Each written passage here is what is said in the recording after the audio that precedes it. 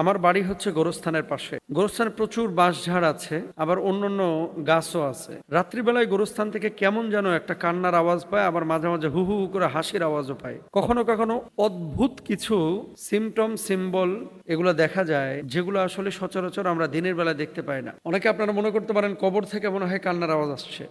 যদি কবরের আশপাশ থেকে কোনো কান্নার আওয়াজ আসে, তাহলে এটা বজ্জিনের আসর হতে পারে। কারণ কবরের ভিতরে মুর্দা ব্যক্তির কান্নার আওয়াজ পৃথিবীর মানুষ শুনতে পাবে না, এটা স্বাভাবিক বিষয়। নবী সাল্লাল্লাহু আলাইহি ওয়াসাল্লাম কি বলছেন? মানুষ মারা যাওয়ার পরে মানুষের রূহটা চলে যায় হচ্ছে আলামে বরজাখে। হয় তার রূহটা থাকে ইল্লিয়িনে, অথবা রূহটা থাকে হচ্ছে সিজ্জিনে। রূহটা ইল্লিয়িন এবং সিজ্জিনের বাইরে দুনিয়ার জিন্দেগিতে, এই যে কবরে থাকা বা 40 দিন পর্যন্ত ঘরের ভিতরে থাকা, ছাদের উপরে বসে থাকা, এগুলো আসলেই মানে অথেন্টিক সোর্সে পাওয়া বিষয় নয়। তবে কিছু কিছু বর্ণনায় এরকম পাওয়া যায় যে মানুষের রূহটা ফিল করে, অনুভব করে, এটা সত্য।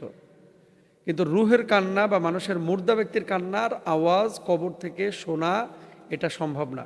কারণ হাদিসে এটাও আছে যে যদি মুর্দা ব্যক্তির আওয়াজ পৃথিবীর মানুষ শুনতো, তাহলে পৃথিবীর মানুষ স্বাভাবিক আচরণ করতে পারতো না, তারা সুস্থ স্বাভাবিক থাকতে পারতো না। তাহলে বজ্জিনের আসর হতে পারে। 2 নম্বর বিষয়, অনেক সময় বাতাসের আওয়াজ।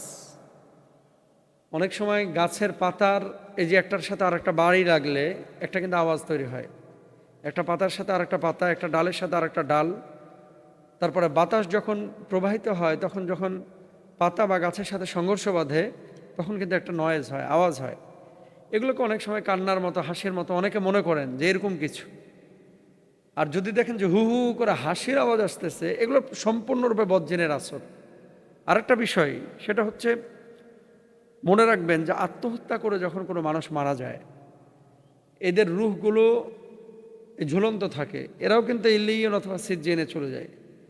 কিন্তু অপবিত্র আত্মা, আমরা মনে করি যে আত্মা হিসেবে মনে হয় ফিরে আসতেছে, না, এগুলো বজ্জিনে এই কাজগুলো করে।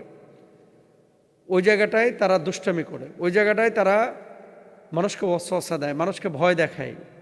এবং সাইকোলজিক্যালি মানুষ যখন সবসময় বেশি ভাবে, তখন এগুলো স্বপ্নের মধ্যেও মানুষ ফিল করে। আর এগুলোকে আমরা বলে থাকি কি, যে তার প্রেতাত্মা ফিরে এসেছে বা রূহটা ফিরে এসেছে। মানুষ মারা যাওয়ার পরে তার রূহটা বা প্রেতাত্মা বা এই অপবিত্র আত্মা ফিরে আসার মতো কোনো সুযোগ নেই।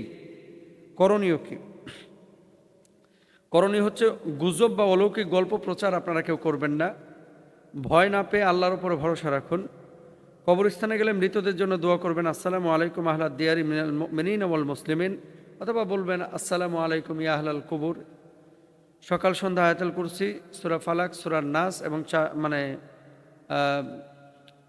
সূরা ইখলাস, সূরা কাফিরুন পড়ে ফুৎকার দিয়ে শরীরটাকে একটু বন্ধ করে রাখবেন। আর রাত্রিকালীন সময়ে যদি এই ধরনের কোনো আওয়াজ পান, জানালা খুলবেন না, দরজা খুলবেন না, বা উৎসাহী হয়ে ওই লাইট দিয়ে দেখতে যায় না। কারণ কি কারণে এগুলো হয়, এগুলো তো বললামই আপনারা।